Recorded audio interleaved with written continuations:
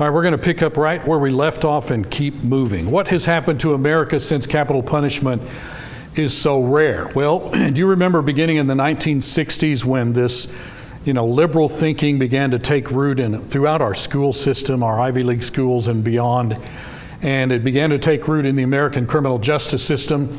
There was a shift from the rights of the victim to the rights of the criminal. Remember that? What a horrible thing to occur.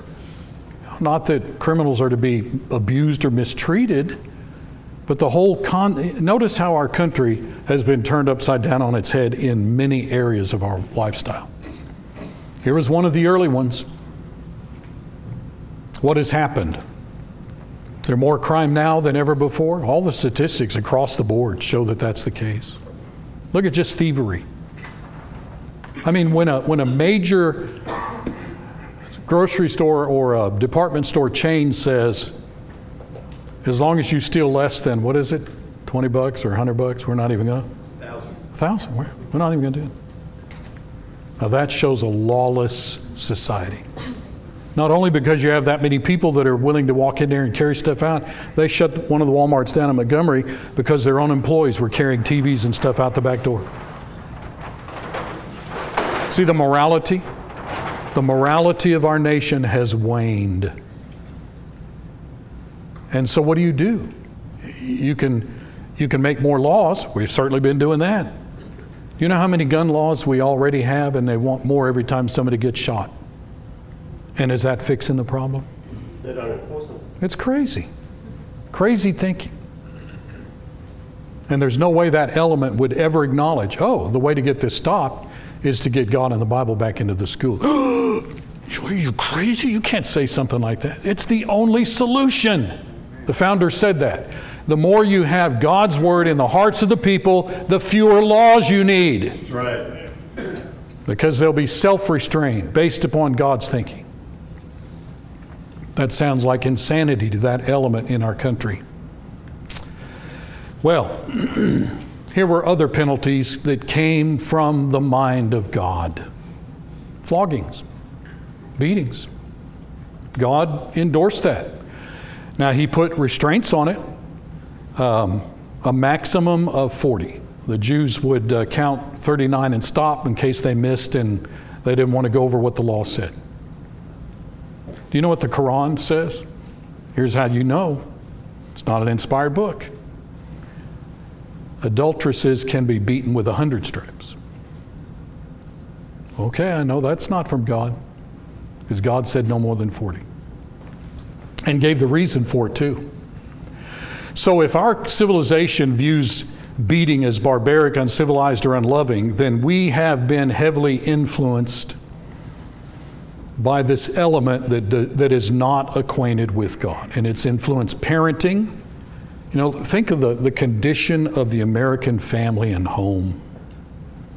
The foundational building block of human civilization. God set up the family on this planet before he set up the church. And you remember that old statement, as the family goes, so goes the country? We've lived long enough to see that is absolutely true. We've got to repair the family before we can repair our country. Verses that enjoin spanking, beating. There's a bunch of them in the Bible. Solomon even said, if you think you shouldn't spank your child, you don't love your child. How's that opposite thinking for today? Got to go back and get God's psychology. The Bible is ultimately a psychology book. Psyche means the mind. It's addressed to the minds of the human race. Need to throw away pretty much all of our psychology books today, especially on child rearing, and open up the book that was written by the ultimate mind. The lex talionis, eye for an eye, tooth for a tooth. Do you know what was going on there in the mind of God when you study all this out? He was saying that the punishment should fit the crime. Not be excessive or not be inadequate. That's what he was saying. So, if a crime occurs where you take a person's eye out, then your eye can be taken out, no more, no less. You don't take out two eyes. This reflected the inherent justice and impartiality and fairness of a divine being.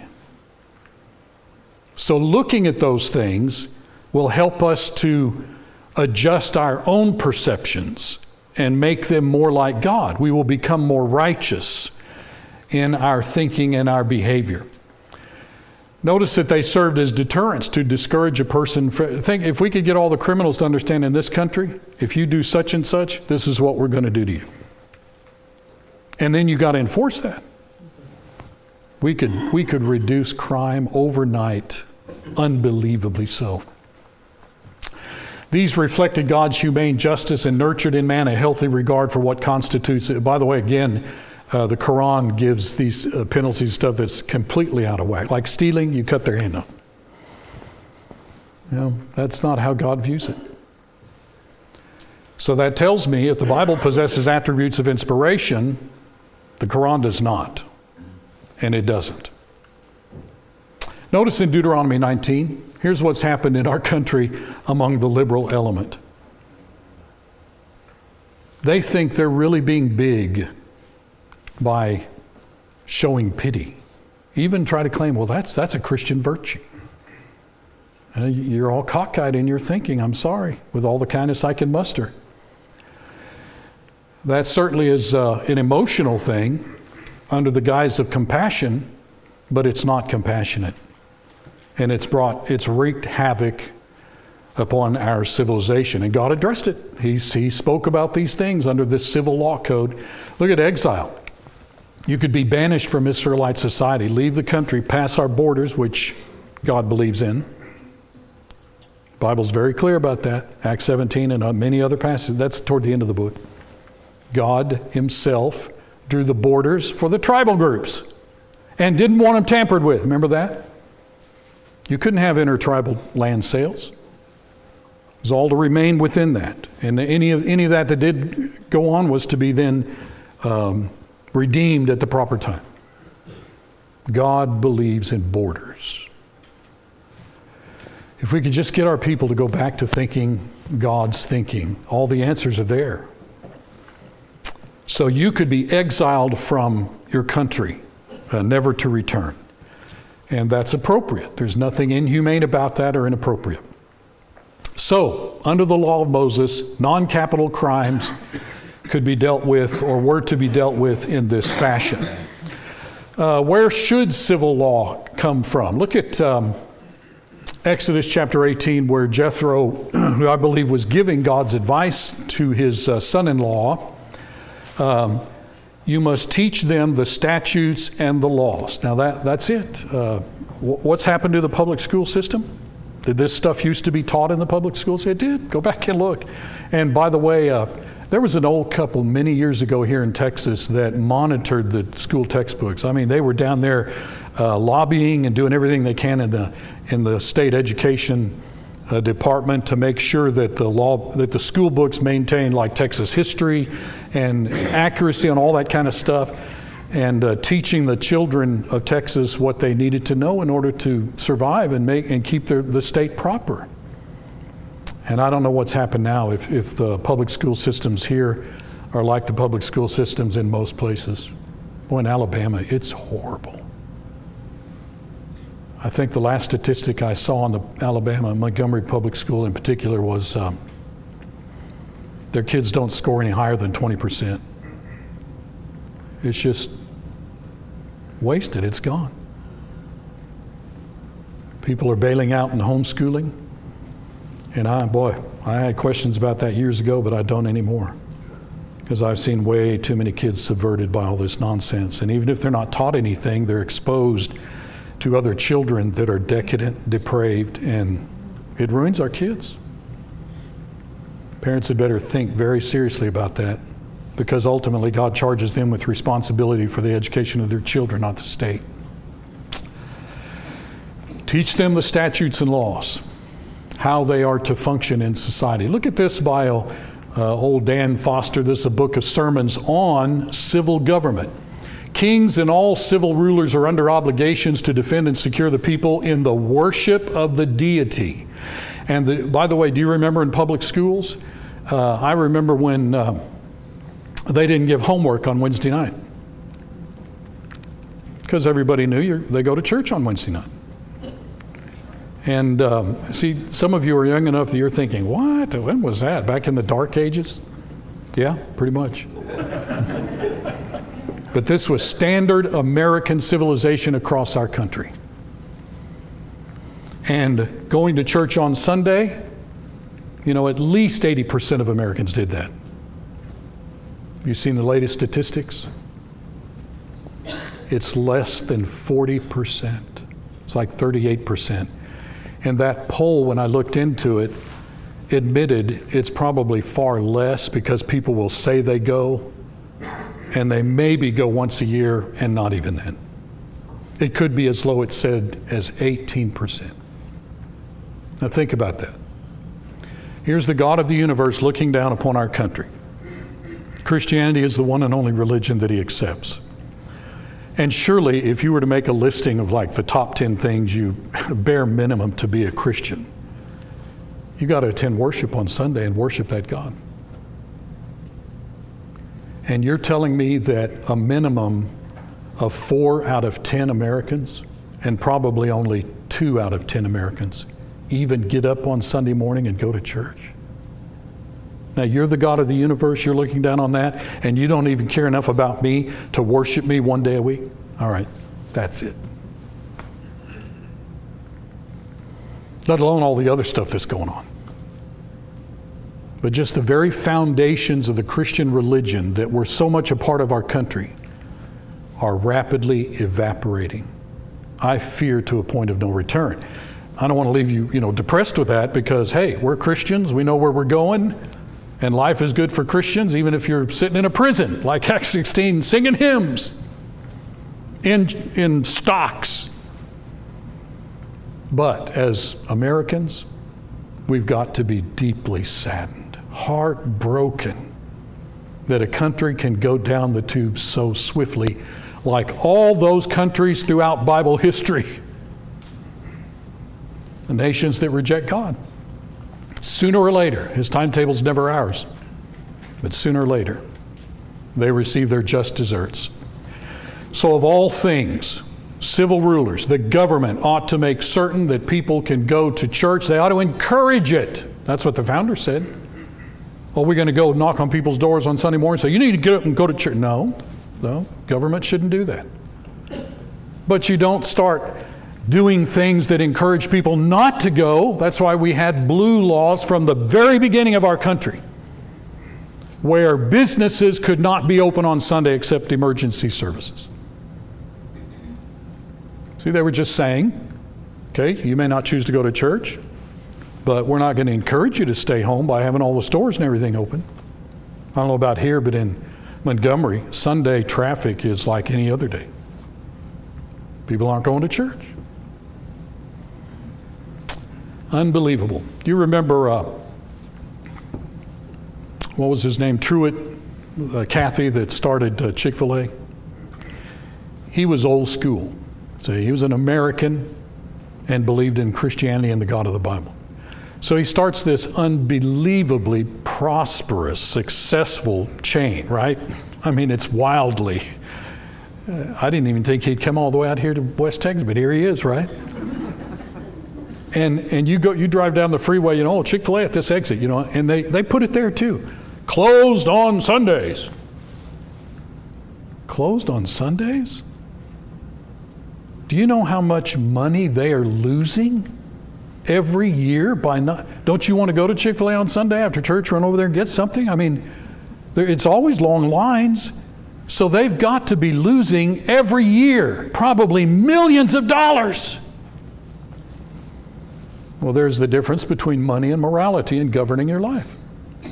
He knew that. I'm surprised that his heirs have not changed that. But so far, we're not going to be open on Sunday.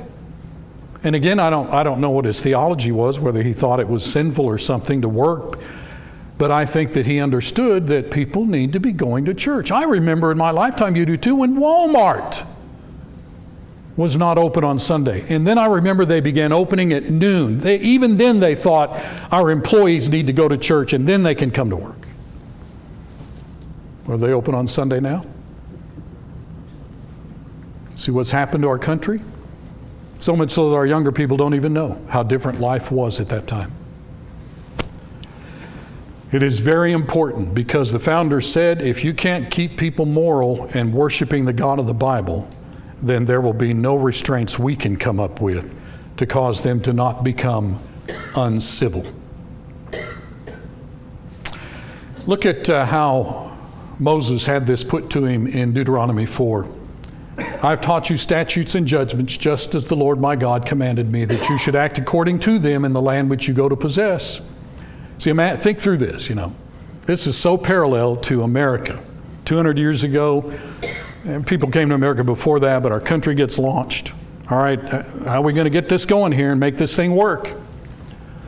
Be careful to observe them, because this is your wisdom and your understanding. And there is nothing else that is. People will hear about these statutes. They'll say, man, surely this is a great nation, wise and understanding people. People used to say that about America. I guess to a large extent. Most of the world still wants to come here, don't they? And they get here, and they just want money mainly.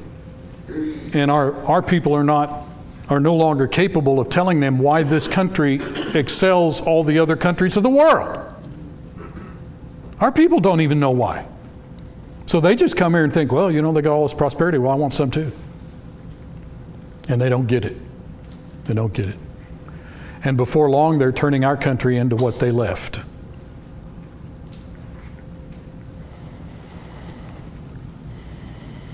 Look at this question.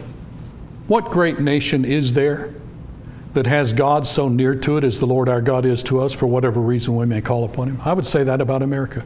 In all of human history, what country has had a God like we have had that has done for this country what has been done for this country? You say, well, Israel, that was, God's chosen people. No. 1 Samuel chapter 8, when they clamored for a king, that hurt Samuel's feelings. You remember he went to God and said, they want me to give him a king. Well, you see, God was their king. And they wanted a human king, so they could be like everybody else. And God said, well, you go back, protest, and then give it to them. Because they're rejecting me. And your feelings ought not to be hurt. They're not rejecting you. Do you know the founders of our country were just the exact opposite? Patrick Henry referred to God as the majesty of heaven. And they openly said, we don't want a human king from England. God is our king. They said that over and over and over. So you're looking down on eternity and on the human race, and here's the people that are genetic descendants of Abraham that you're going to use to bring God into Jesus into the world, even though they're a mess and they're going to be punished. And here you see this group of men come together and they say, Christianity is the one true religion. The God of the Bible is the one true God. And we want Him to bless what we're doing. And we petition Him to allow us to set up this country. And we want to try to follow Him. Now, what are you going to do if you're God? Well, I'm absolutely convinced that He's blessed this country far beyond any other country in human history. There is no comparison in 6,000 years. And the founders said, if we lose this, it's never going to happen again.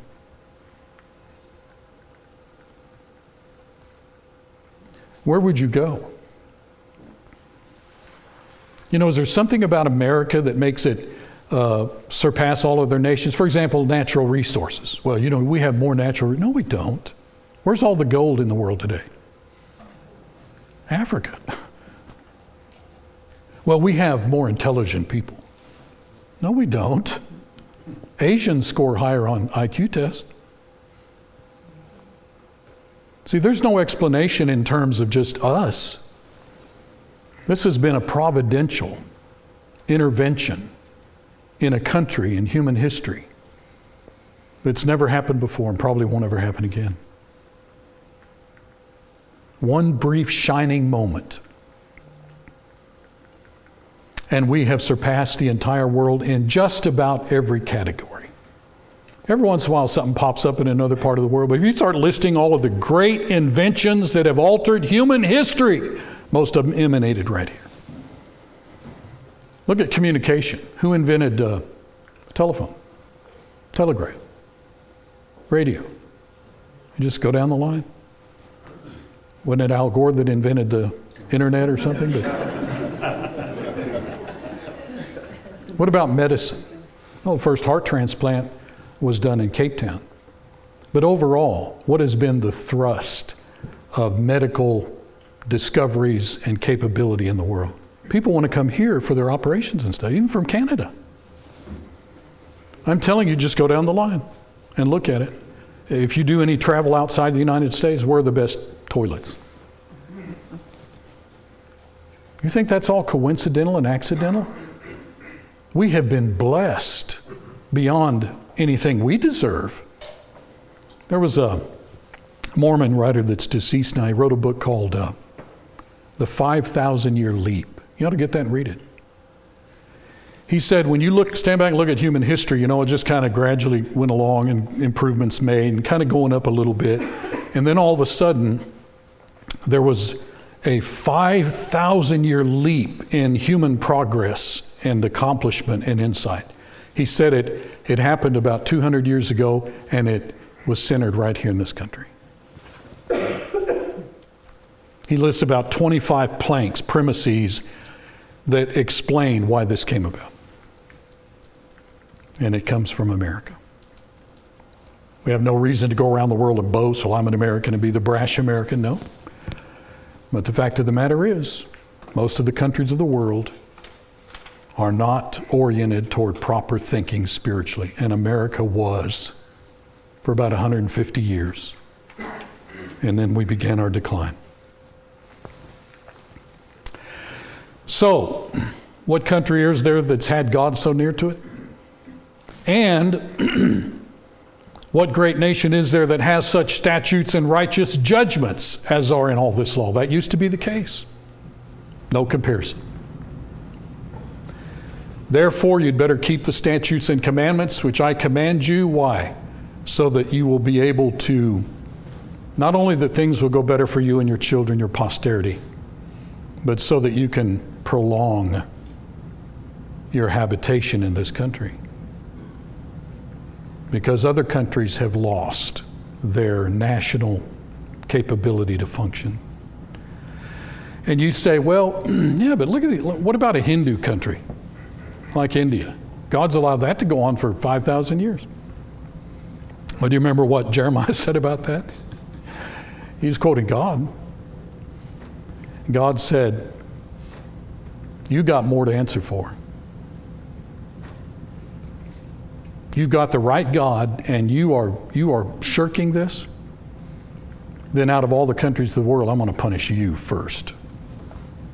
Remember how that went down with Habakkuk whenever God said, he spoke to God, remember, and said, I can't believe you're letting all this stuff going on in your country. And God came back and said, well, they're going to be punished. And then he says, I'm going to use the Babylonians. And Habakkuk comes back and says, well, they're worse. How could you let the less righteous punish the more righteous? Remember God's answer. They're going to get it too. So you don't think that, Muslims or some other country or religion could wreak havoc all over this country and kill a bunch of people? They absolutely could, and it'll probably be God behind it. That's how He operates. Always has. Rules in the kingdoms of men, Daniel 4:17. I guarantee you He still is. We'll deserve whatever we get. Set your hearts on all the words which I testify among you today. Be careful to command your children to be careful to observe all the words of this law. Why? Is that a waste of our time? Nope, it's not futile. It's our life. Think of that. What is God saying there? It's not merely something you do, it's something that you are to be. It's your life. That's the point, is it not, of Solomon saying, here's the conclusion of the whole matter. Fear God, keep his commands. This is the whole of man. Not whole duty. Yeah, it's your duty to do what God tells you to do, but that's not what he's spotlighting. He's saying this is your being. This is your essence. It's who you are. How many people on the planet know that? Why they're here? What life is about? What does human existence have to do with? It has to do with pleasing God and nothing else. If we can't keep this in the minds of Christians, then we're in trouble. You know, Psalm 119, it's loaded with it. Psalmist said, I'll never forget your precepts. By them you've given me life. Oh, how I love your law. See, liberals have been saying churches of Christ historically are bibliolaters, book worshipers. Well, I wouldn't word it that way, but yeah. Whose book is it? The Bible is just an expression of a portion of God's mind. You got a problem? You don't love that? The psalmist said it over and over and over in this one psalm. They make me wiser than all my enemies. Look at that. Are we still wiser than our enemies? You know, you look back at the wars that we've waged, like World War II, that World War II generation, absolutely incredible. They're about all gone. I have no doubt that God used them to do what they did. Stop that kind of aggression. Well, you're familiar with these passages. Your word is a lamp to my feet and a light to my path. Who in America today, among citizens or within the government, believes that the Bible should receive a central place in all activities, Congress, courts, and schools? You know, they've really reduced the amount of times that courts have a Bible and just swear people in. That's waning very swiftly. There was a court in Guilford County, North Carolina. A Muslim, a member of CAIR, C-A-I-R, Council on American Islamic Relations, went with his lawyer to the court and petitioned the court to allow the Quran to be used for people to swear in on. And I'm astounded that this, I think it was a federal judge, said, not on my watch. He said, for all of American history, people have been sworn in on, the scriptures. And he meant the Bible. And the Muslim said, well, that's a very, narrow definition of Scripture. Well, that's because Americans believe there's only one set of Scriptures, and it's not the Quran. But many other more politically correct places, they've given in on all of that. It's no, and that's symbolism, I realize, and it's simply a manifestation of how far we've already abandoned it. So what does it matter to swear somebody in on the Bible who doesn't even believe in God or care anyways? But all of these little symbolic details have characterized our civilization because they were expressions of the people's mentality about life and existence. And the more that are stripped out, the swifter we are going down the hill. Wouldn't most people say, we can't put the Bible back in school? By the way, that proves that it was always there. If the Supreme Court comes along in the early 60s and says, we got to get the Bible out of there and you can't have prayer in public school, what does that imply? Going all the way back to the beginning, we had it all. During World War II, the children in public schools all over this country prayed for the men and women that were over there waging war. The president gets on the radio and leads the country in prayer.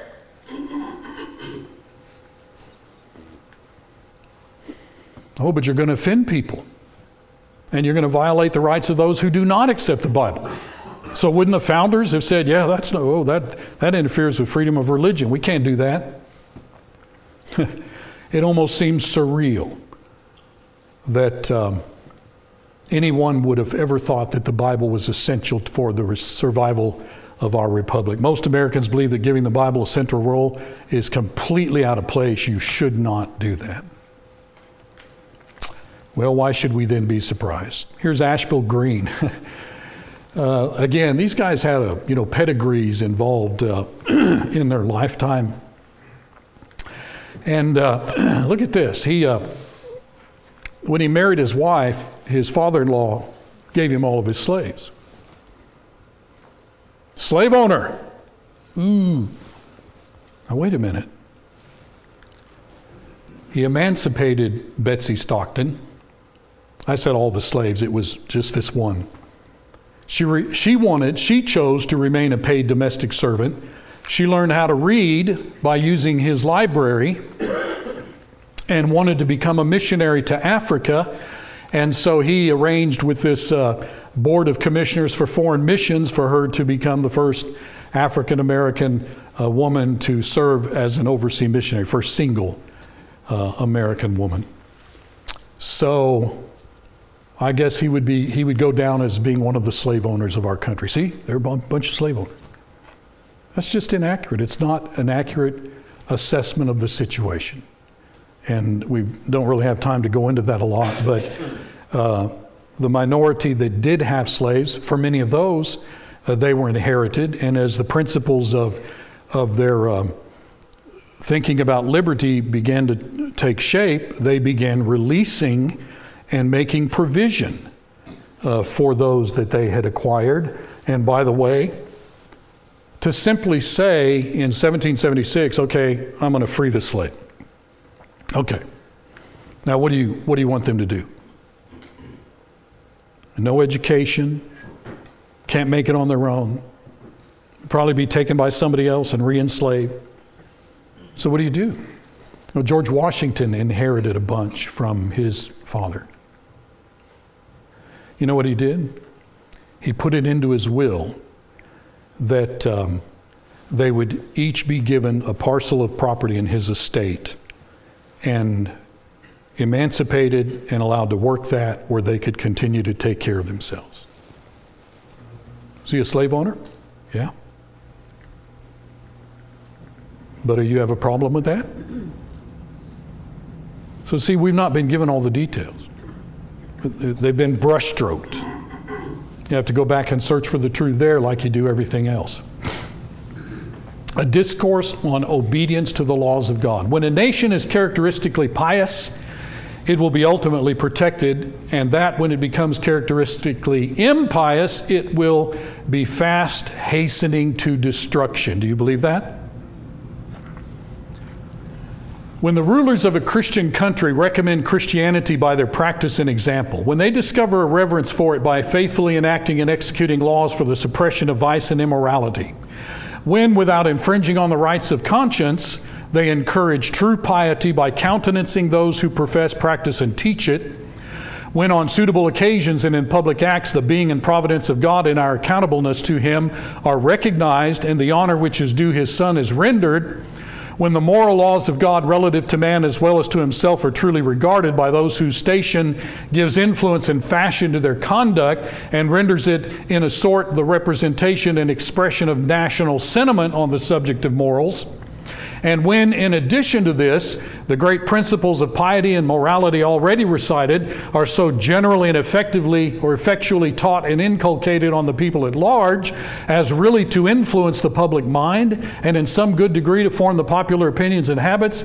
this, I would say, was a performance of duty. This would secure to a Christian nation the benefits of the divine promise.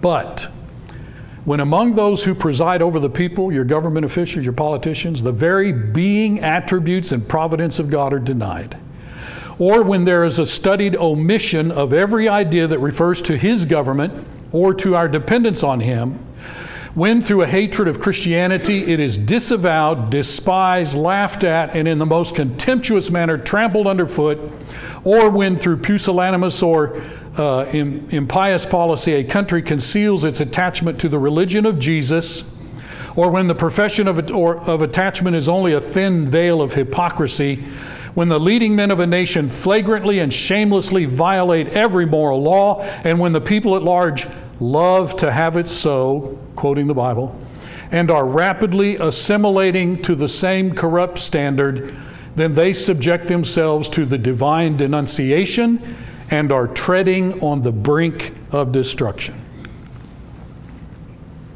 Sounds like America today. I'm not picking and choosing here. This is all over the place in the founding document. They not only were setting up a country, they were telling you what's going to happen if you don't do what you need to do to keep it. He read the Declaration of Independence from the pulpit the first Sunday after it was received, 1783. Providence has given to no people a fairer opportunity to secure national happiness than is now held forth to us. Hear that? God has given to America, to a country, a greater opportunity to be happy than any other country on the planet. The eyes of the world are now turned upon us to see in what manner we rear the superstructure and what use we make of that liberty we have been so earnest to obtain. A moment's reflection will render it sufficiently obvious that where all power is derived from the people, everything must depend upon their knowledge and virtue. Our country depends upon the moral condition of our population. Our politicians are simply a reflection of the people.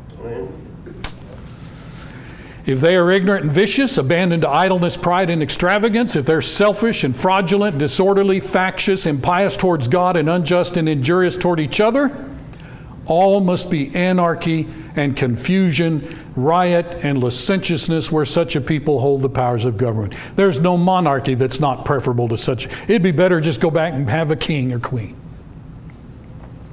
There's no tyranny that's not more tolerable than such pretended liberty. Go ahead and get a dictator in America. It's often been said that virtue is the spirit of a republic. See, the republic depends upon virtue is the 18th century word for Christian morality, virtue. It's essential to the preservation of freedom. God forbid then that by vice and irreligion we should throw away the blessings and privileges which have been so dearly purchased. Going back to this short essay on civil government, look what Foster said on this.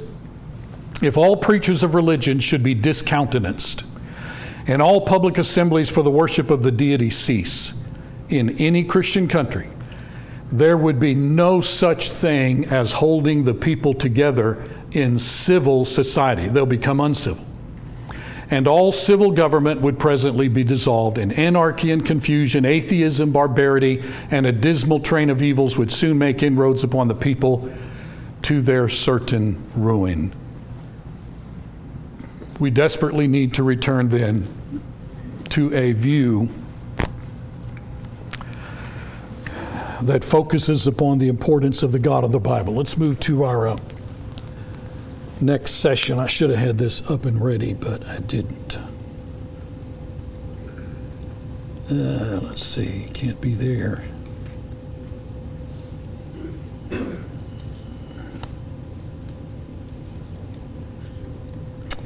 All right, let's talk about, here's what we've looked at so far. Purpose of government, the punishment of criminals, and the source of civil law. We're going to get through 9 of these. There's the first 3. We're a third of the way through, theoretically. You've heard this concept here, unalienable rights. What are we talking about? Well, we said it's the purpose of government to protect and ensure, guarantee those unalienable rights. But what are we talking about? Here's the definition of the word alienable. That which may be sold or transferred to become the property of another. So unalienable means not transferable to another or capable of being surrendered or repudiated. Why? Because they come from God, not government. You say, well, I don't remember. Look in the concordance in your Bible. I don't remember unalienable being there. These are features of your being that came from God that are within you and owned by you by virtue of the fact that you were created by God in His image. And He invested you with these. They were right on track on this, and I'm going to show you from the Bible. John Dickinson, once again, very quintessential type founder, Again, look at all of this. Brigadier General during the Revolution, member of Continental Congress, signed the Constitution, served governor of both Delaware and Pennsylvania.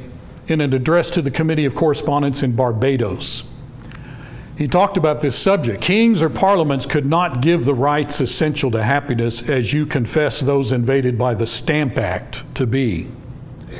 We claim them from a higher source, from the King of Kings and Lord of all the earth. Do you ever hear any politicians talk like this? Well, that would be racist to say that. Everything's racist now, right? Doesn't matter what it is, it's racist. They are not annexed to us by parchments and seals. They are created in us by the decrees of providence which establish the laws of our nature. They are born with us, exist with us, and cannot be taken from us by any human power without taking our lives. In short, they are founded on the immutable maxims of reason and justice. It would be an insult on the divine majesty to say that he has given or allowed any man or body of men a right to make me miserable. If no man or body of men has such a right, I have a right to be happy.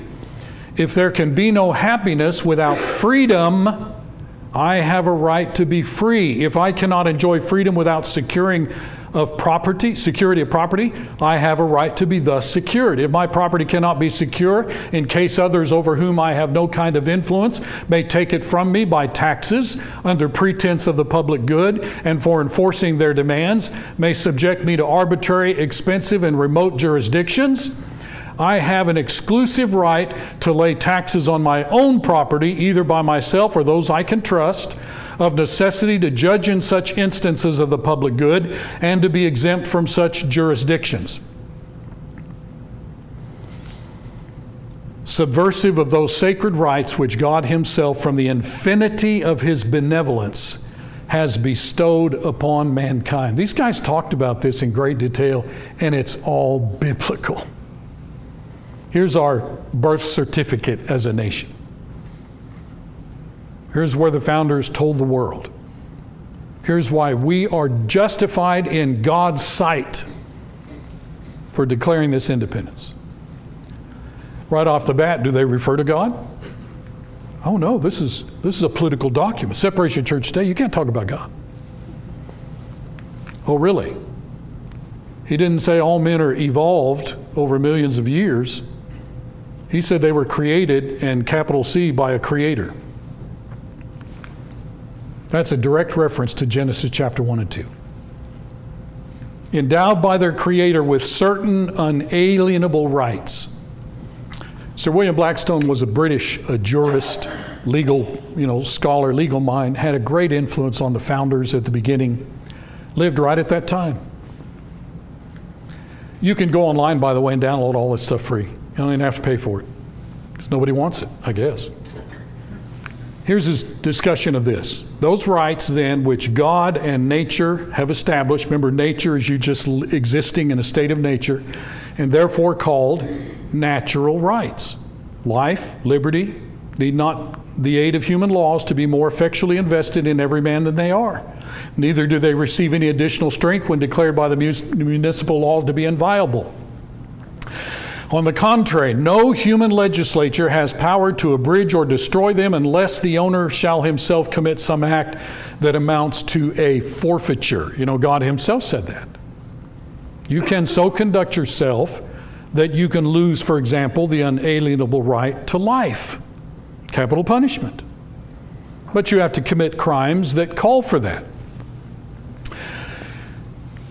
So, gift from God, from the Creator, by virtue of being a human being created by Him in His image. Those rights can be surrendered only by consent or forfeited by breaking God's law. So the laws of nature, law that comes from the author of nature, who created and controls the universe, who intends for humans to organize themselves. See, none of this is being taught in public school. But it's foundational to making sense of human existence and the proper government of a nation, all in harmony with the will of God. These are so fundamental and essential that they should be universally acknowledged as belonging to humans as humans. So all humans on the planet, no matter what country, they all have these rights given to them by God. How well are their governments doing on that? The basic moral precepts that every civilized nation acknowledges. Many natural law theorists think in terms of the Ten Commandments because they're those basic fundamental moral principles that ought to characterize all countries and all peoples. Natural rights are those not contingent upon the laws, customs, or beliefs of any particular culture or government. They are therefore universal and unalienable. I'm convinced that the bulk of our legislators know nothing of this. They don't relate to it. They don't believe it. Going back to Blackstone, as man depends absolutely upon his maker for everything, it's necessary that he should in all points conform to his maker's will. This will of his maker is called the law of nature. This law of nature, being coeval, that is coexistent with mankind and dictated by God himself, is of course superior in obligation to any other. It's binding over all the globe in all countries at all times. No human laws are of any validity if they are contrary to this. Upon these two foundations, the law of nature and revelation from God, depend all human laws. That is to say, no human law should be suffered to contradict these. Have our legislators made any laws that are contrary to Bible thinking?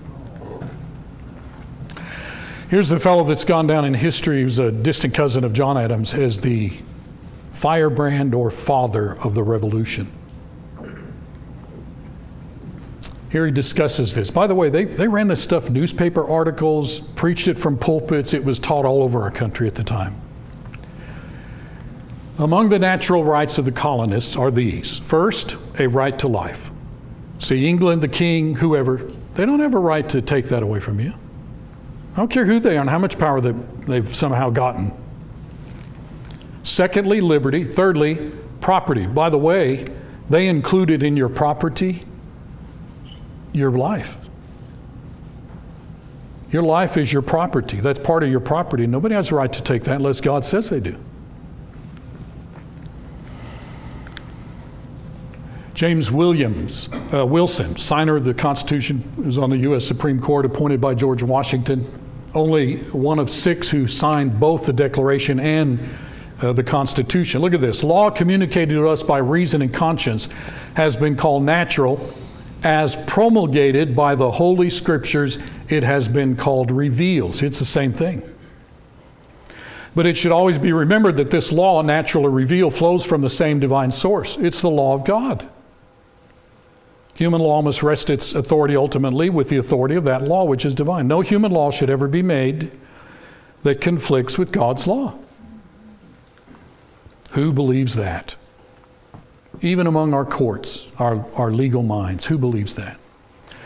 Now, coming back to our Declaration of Independence, what are these unalienable rights? Among these are life, liberty, and the pursuit of happiness. You're familiar with that. Now let's go back and see exactly what the Bible says on the matter. Is that true? Well, of course it is. There's passage after passage that underscores every one of these. Let's stop, take a break, and then we'll go through them very quickly.